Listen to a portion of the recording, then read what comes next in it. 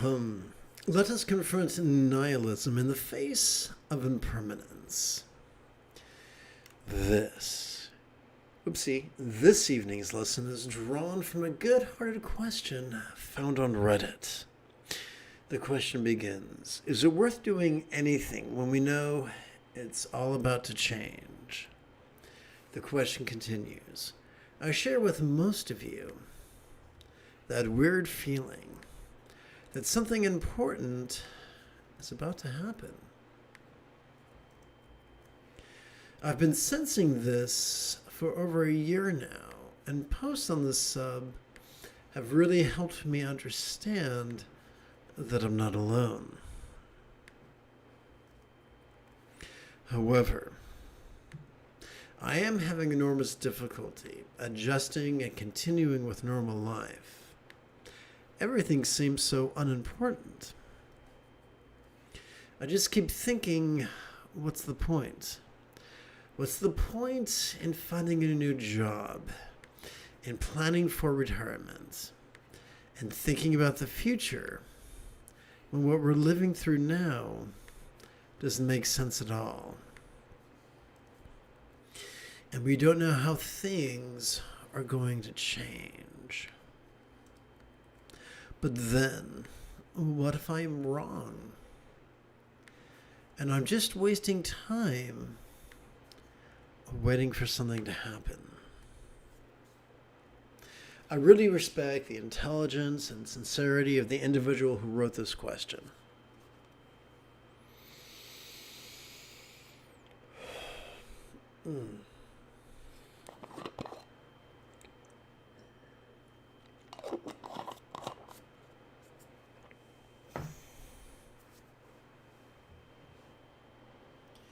So let's take a deeper look at this, shall we? The perception of impermanence is an inevitability. Good evening, Kevin. Good evening, Jared. Good evening, Jay. Good evening, let's see.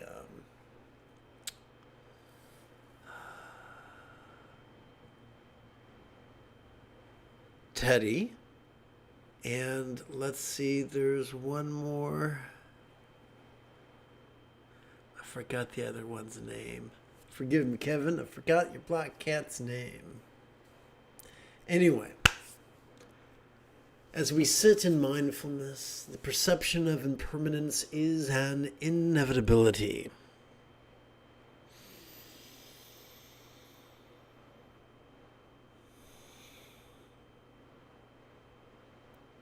We cannot help but notice changes in our circumstances, in our bodies, in our relationships, in our minds. We cannot help but notice changes in that which we see, hear, feel, taste, smell, and the like. It is impossible not to notice the changes in our emotions, intentions, thoughts, memories, imaginings.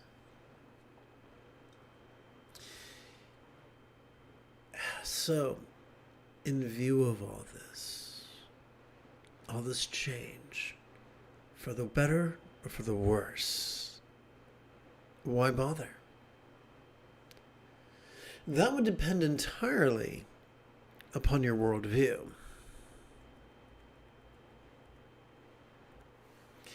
If your worldview is that which good old Lao Tzu would have described as yang, if our worldview is rigid, fearful, superstitious, controlling, elitist, cryptic, competitive, and cruel,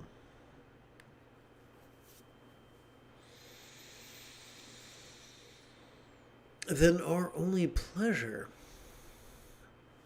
comes from fulfilling goals, tasks, and the like. It would seem we have in our underbrain not one but two reward systems. There is one that is dopamine oriented and the other that is oxytocin oriented.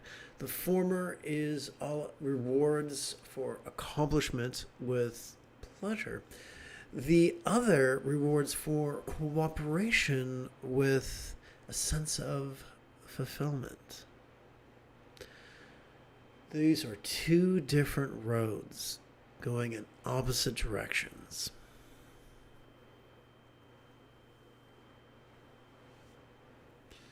So what then is the opposite of yang? Why, it's yin. It's being flexible. Thank you, Kevin. Loving, rational, laid back, egalitarian, lucid, cooperative, and kind. So if we are flexible and laid back, love is an inevitability. If we are flexible and laid back, then we will simply surf the present moment. Let us pretend there is an adult off the coast of Hawaii with a hunk of driftwood. Armed with that wood, they probably cannot control the ocean. But if they're very clever, very skilled, and very fortunate, they might be able to surf the wave. And so the barometer of the spiritual techniques we employ in our life is not omniscience, is not prescience. It is centered spontaneity.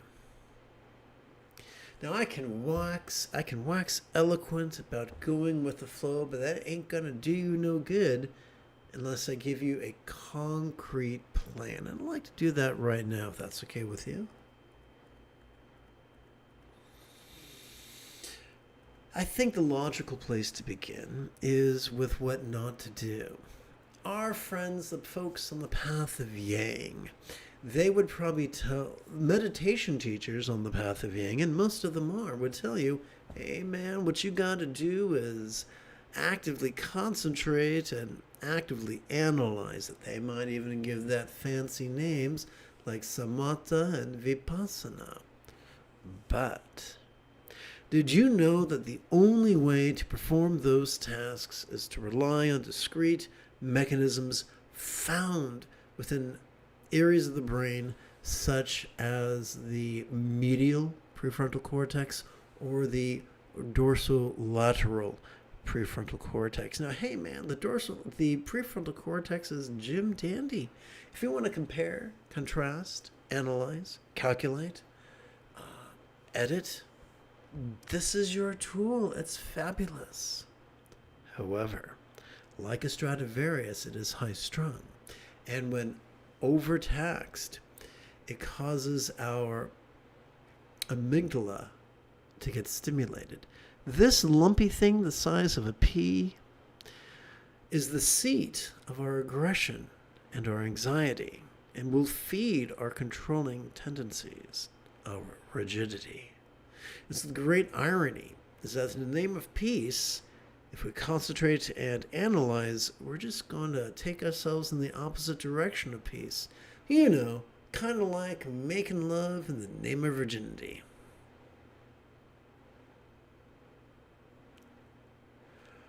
Rue. Oh, like RuPaul. Ugh. Or Rue d'Orleans. Or Murders of the Rue Morgue if you're a fan of Edgar Allan Poe. Eh, Kevin? By the way, there was a fun movie about Edgar Allan Poe starring John Cusack. Did you see that?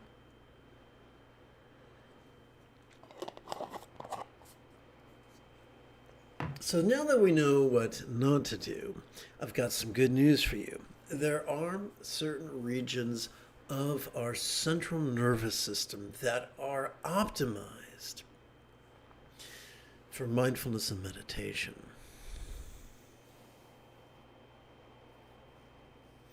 Oh, Jared, you're in for a treat.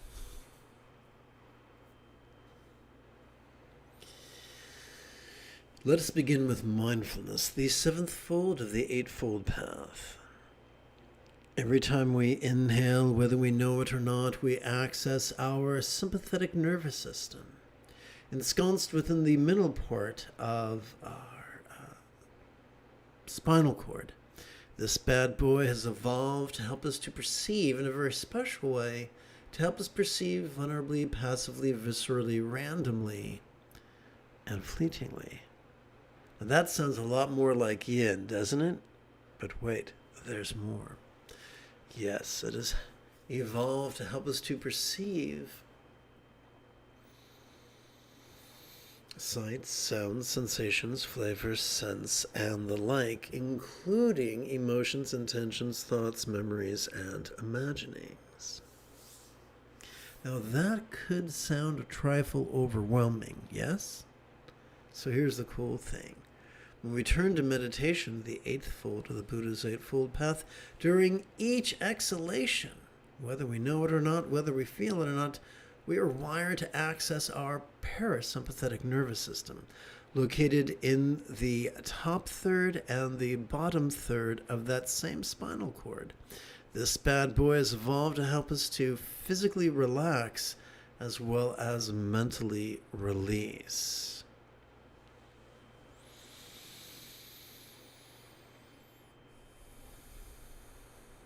The first fringe benefit of doing this correctly and regularly is that it calms our amygdala. The second benefit is that it stimulates this thingy that kind of looks like the letter C. The big kids might call it the anterior cingulate gyrus. It functions as the hub of our mirror neurons, the seat of empathy and compassion and love. That is probably why the late Tulku Thondup and Dilgo Khyentse insisted that the highest love is not the product of concentration or analysis. The highest love is spontaneous and uncontrived byproduct of mindfulness and meditation in reliance upon our sympathetic and parasympathetic nervous systems. And now, this is what you've been waiting for. Check this out.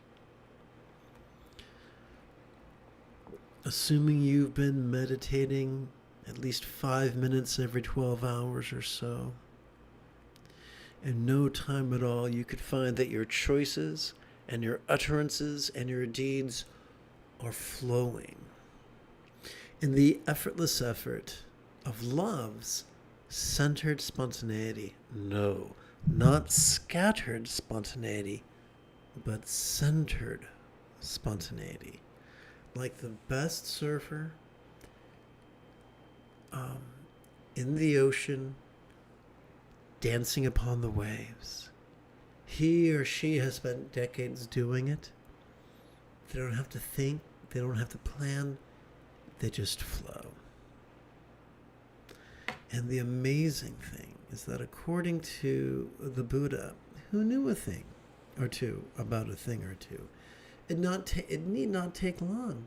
That degree of mastery can be achieved in less than 7 years, or 7 quarters, or 7 months, or 7 fortnights, or 7 weeks, or even 7 days.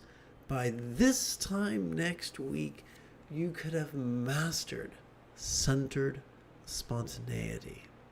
And then, regardless of what comes or when it comes, you can be the bastion of peace and love and wisdom.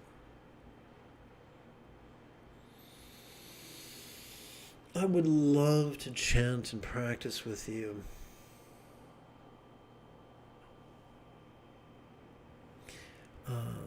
After approximately 30 seconds of housekeeping.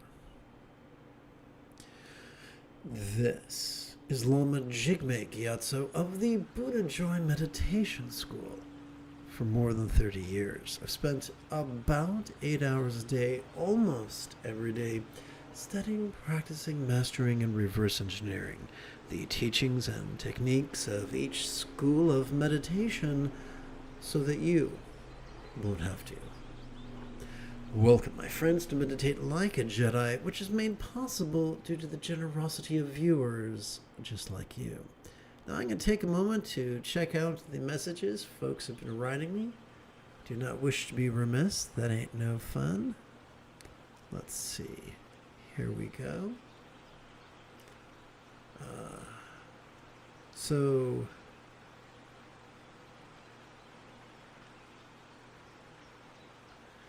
Jared wrote that he had a busy outing, which is exciting.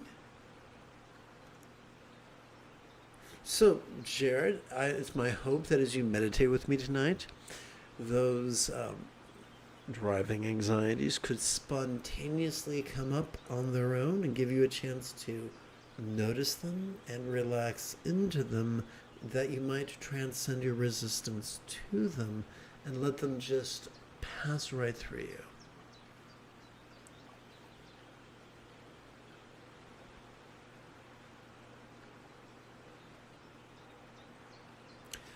I am unfamiliar with that movie.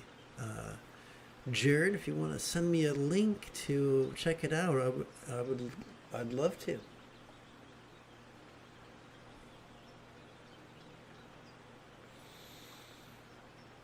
Hello, Pedro. What's up? To you, I send a Yoda high five. Okay, kids, nothing to it but to do it. Let's get back to it. Oh, goodness. Well, you've piqued my curiosity. Now I want to go check that out. Let's see. So I'm going to tap button 9.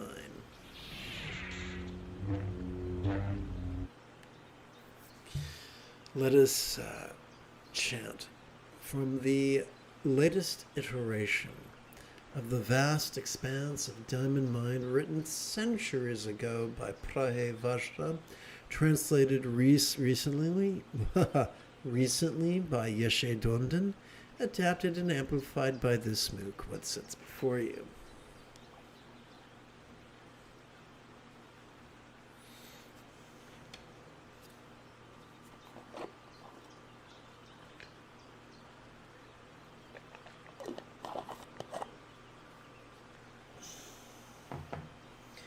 In fact, what I'm going to do is take a photograph, and as a reminder to myself, Jared, thank you very much. Let's see here.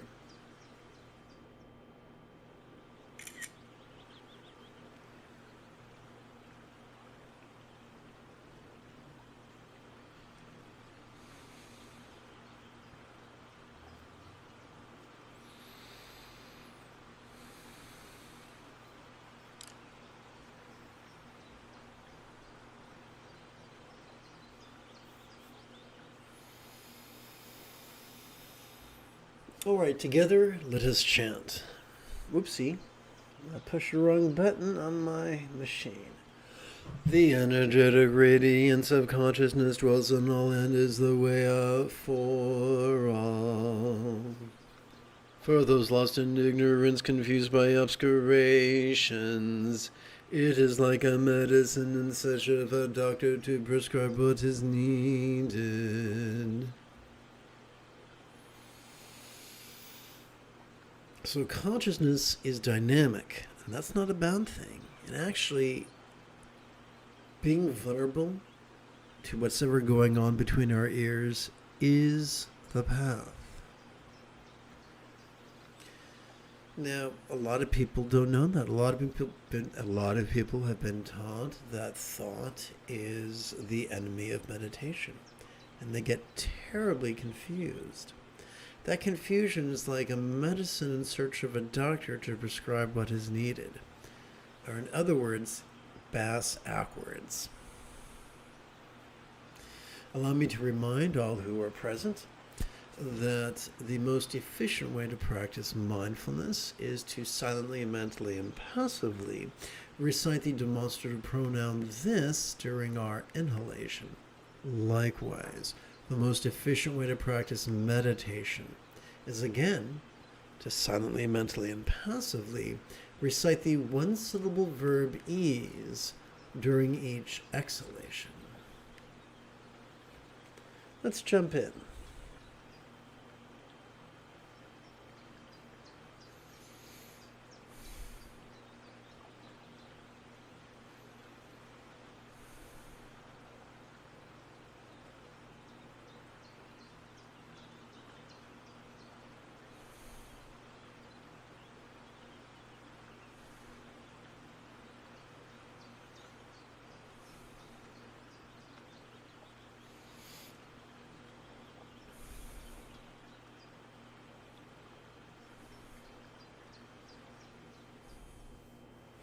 So, come let us chant our practice with 4 collections of 96 rounds. The easiest way to keep track of what collection we're on is to begin with the great knuckle at the base of our right index finger, and to rest it gingerly upon the tip of our left index finger in our lap.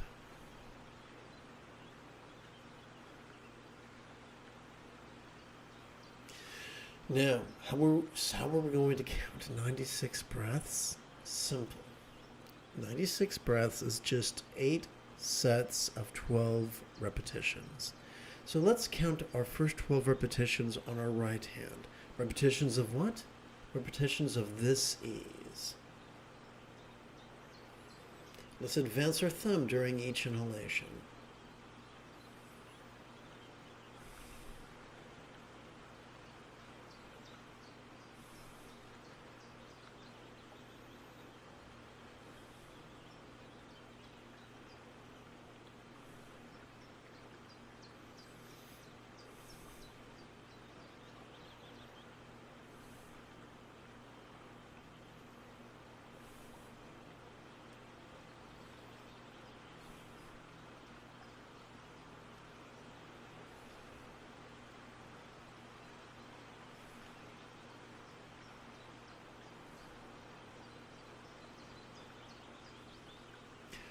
So on our left hand, we can count sets of 12.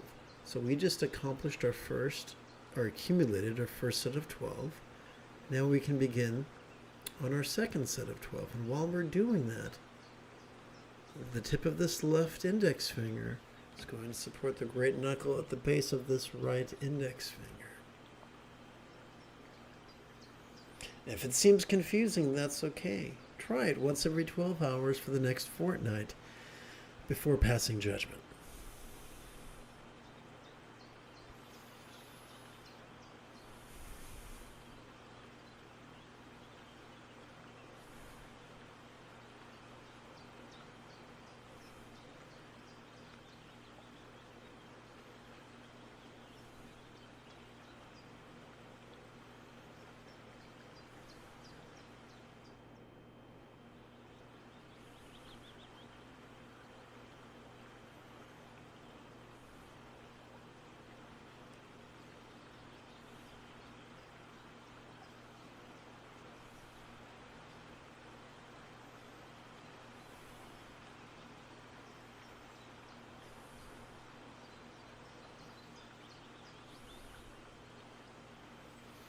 And now it's time to prepare for our third set of 12 repetitions, or 12 rounds if you want to be fancy pants.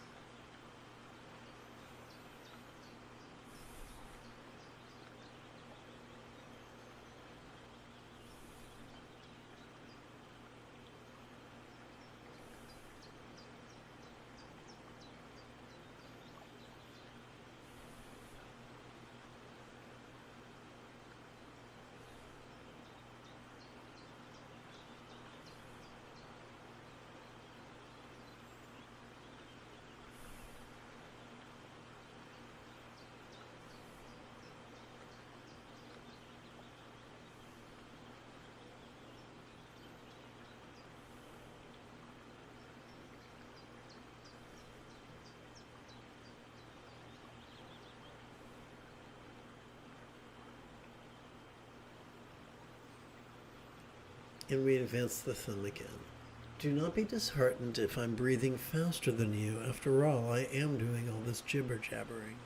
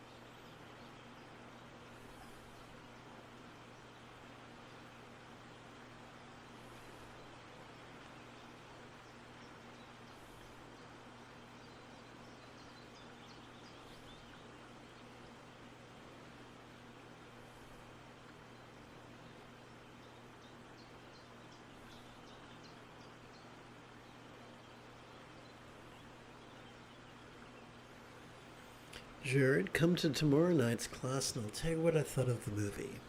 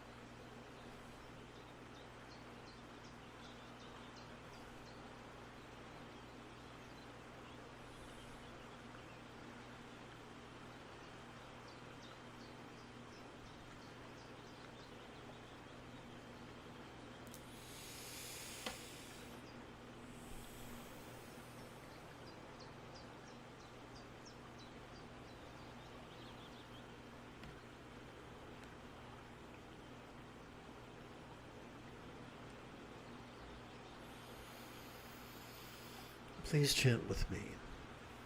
From within the field of oopsie, the microphone must move. From within the field of our understanding, bliss arises, revealing the ordinary world as pristinely pure. When lights from all directions come together in one's heart, one realizes omnipresent divinity above, below, and in all directions. So this requires a bit of explaining.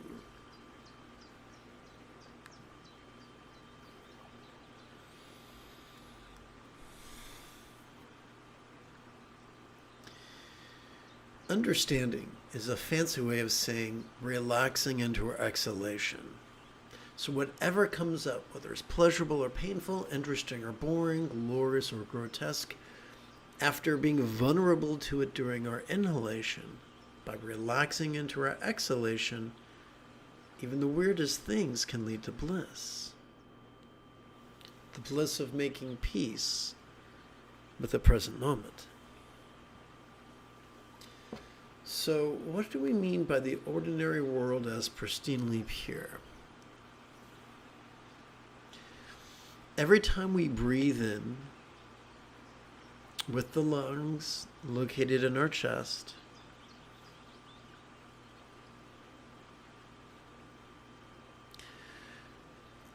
we observe all different types of phenomena, external and internal, physical and mental, pleasurable and painful, interesting and boring, glorious and grotesque.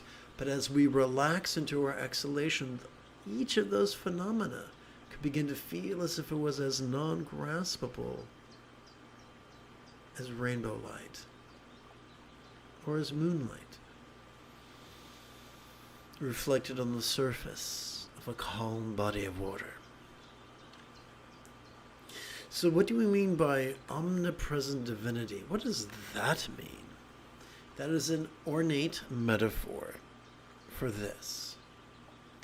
As we relax into our exhalation, whatever circumstance we noticed during our previous inhalation could begin to feel as if it was as non-graspable as a Buddha's real or imagined paradise, comprised only of light.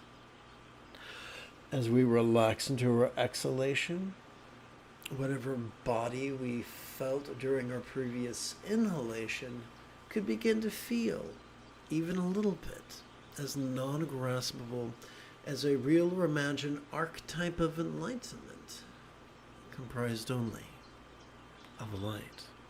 As we relax into our exhalation, whatever communication, verbal or nonverbal, the essence of our experience of the interpersonal, whatever experience we might have, whatever communication we might have heard during a previous inhalation, could begin to feel as if it was as non-graspable as a real or imagined mantra, comprised only of light. As we relax into our exhalation, whatever perception, emotion, intention, thought, memory, or imagining we might have experienced during our inhalation could begin to feel as if it was as non-graspable as a real or imagined Buddha's mind, symbolized by a one-syllable mantra comprised only of light. Of course, the easiest way to practice all this Megillah is to simply silently and mentally recite this and ease in harmony with our inhalation and exhalation, that we might effortlessly practice the perception and release that is the essence of mindfulness and meditation.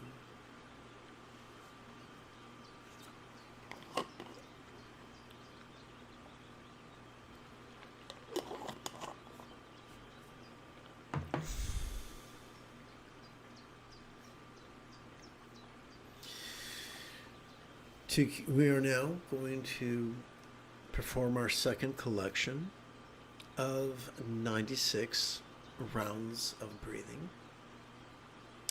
To keep track of this collection, let us rest the great knuckle at the base of our right middle finger gingerly upon the tip of our left middle finger.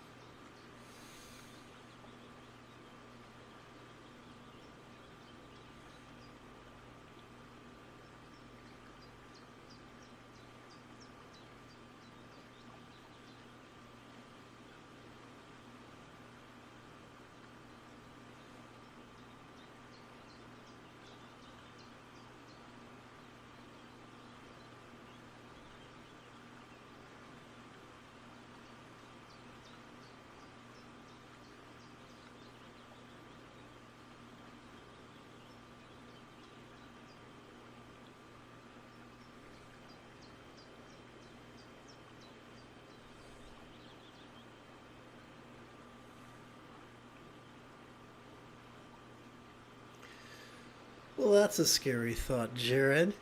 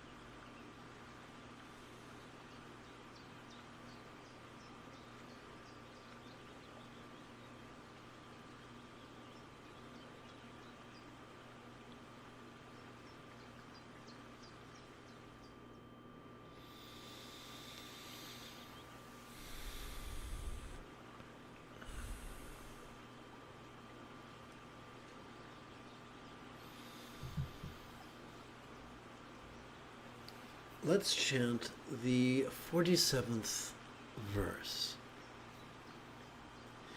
From the colors of the rainbow, the primordial families on their qualities are manifest. Compounded moving parts and the uncompounded moving base, along with the deities of the 5 elements that animate creation. Oopsie, there's a whole lot of metaphor here. Let's break it on down.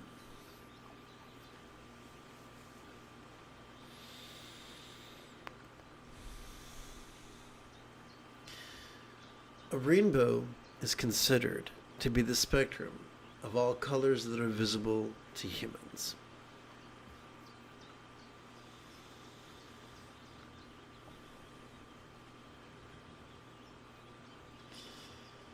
And so whatever we perceive, regardless of whether it's glorious or grotesque, can be processed through the method of awareness and release. Allow me to illustrate.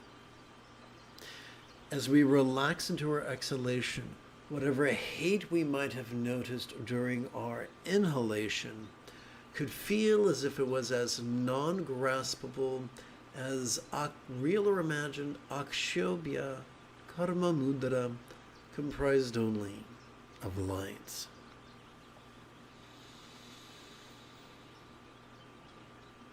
As we relax into our exhalation, whatever pride we might have noticed during our inhalation could begin to feel as if it was as non-graspable as real or imagined Ratna Sambhava Karma Mudra, comprised only of light.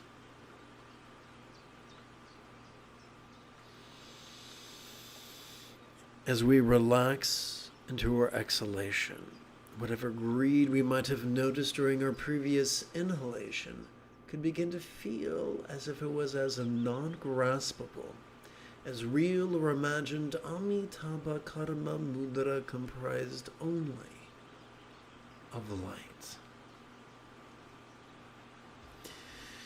As we relax into our exhalation, whatever jealousy we might have noticed during our previous inhalation could begin to feel as if it was as non-graspable as Amoga Siddhi Karma Mudra, comprised only of light. As we relax into our exhalation,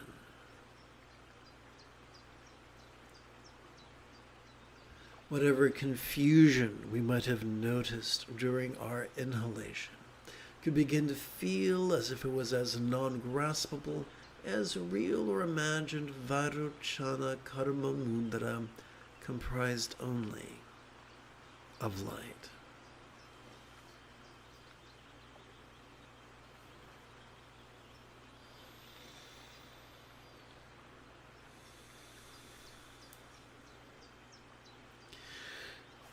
From the colors of the rainbow, the primordial families and the qualities are manifest.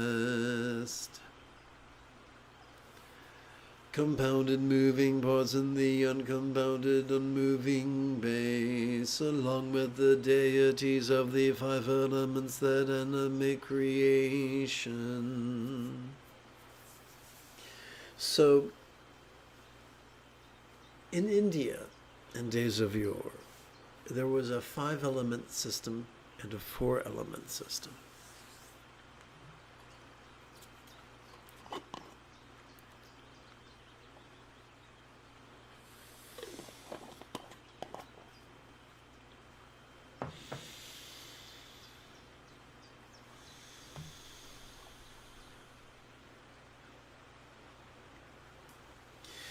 As we relax into our exhalation, whatever water element we might have noticed during our inhalation could begin to feel as if it was as non-graspable as real or imagined akshobhya, comprised of blue light.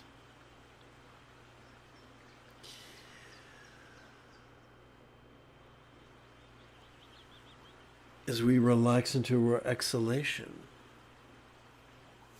whatever earth element we might have noticed during our previous inhalation could begin to feel as if it was as non-graspable, as real or imagined Ratna Sambhava Buddha,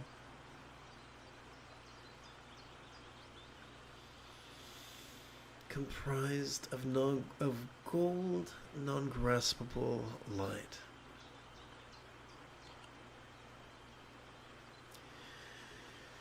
As we relax into our exhalation, whatever fire element we might have noticed during our inhalation can begin to feel as if it was as non-graspable, as real or imagined Amitabha Buddha, comprised of red, non-graspable light.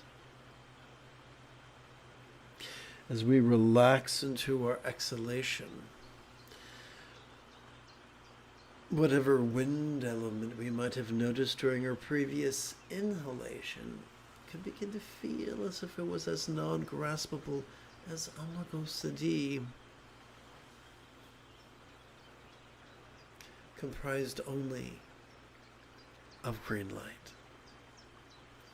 As we relax into our exhalation, whatever space element or spaciousness we might have noticed during our previous inhalation can begin to feel as if it was as non-graspable as real or imagined Vairocana Buddha, comprised only of white light.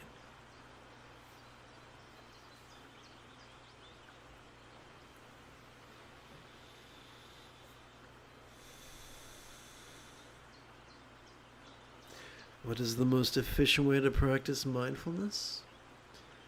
To silently, mentally, and passively recite the demonstrative pronoun this during our inhalation.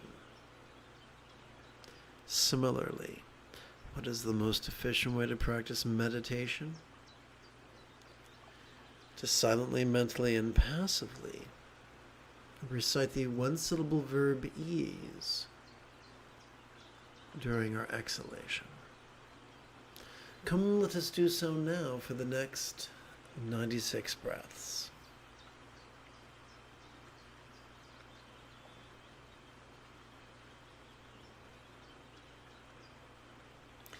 And of course, since we are playing with our third collection of 96 breaths, it could be useful to rest the great knuckle at the base of our right ring finger gingerly upon the tip of the left ring finger, in our lab.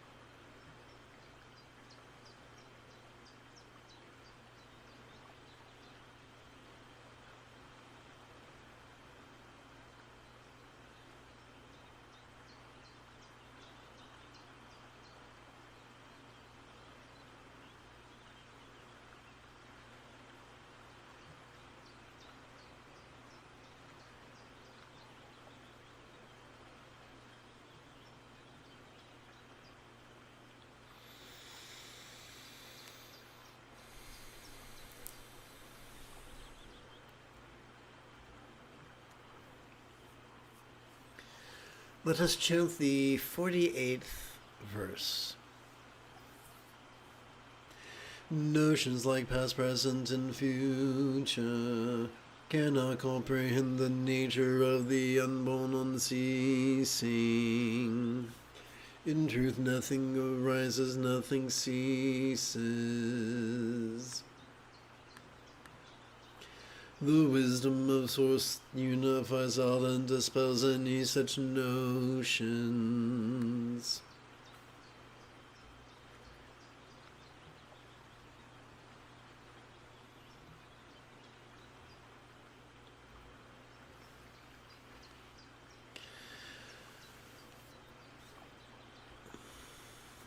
Our prefrontal cortex is terribly clever, able to compare, contrast, calculate, critique, edit, all these wonderful things. But if we wish to understand the wisdom of letting go, the wisdom that helps that as we relax into our exhalation causes whatever we noticed during our previous inhalation to feel as if it had been as non-graspable as if it had never been born. Then the key is to rely upon both aspects of our autonomic nervous system.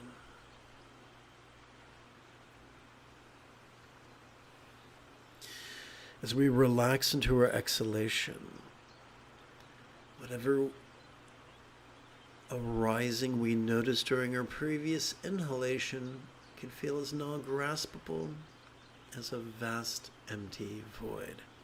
As we relax into our exhalation, whatever cessation we might have noticed during our inhalation could feel as if it was as non-graspable as the illusion of the infinite azure sky on a bright and beautiful cloudless morn, which, although is tantalizing to the eye, is non-graspable to the hand.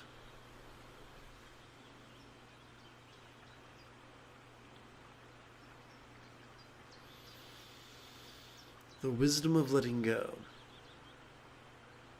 dispels confusion viscerally.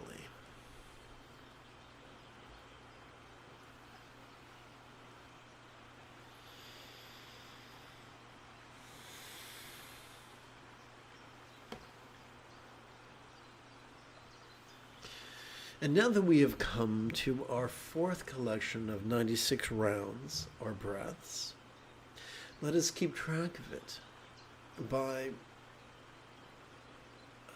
gingerly resting the great knuckle at the base of our little finger, of our right little finger, upon the tip of our left little finger, and do so in our lap.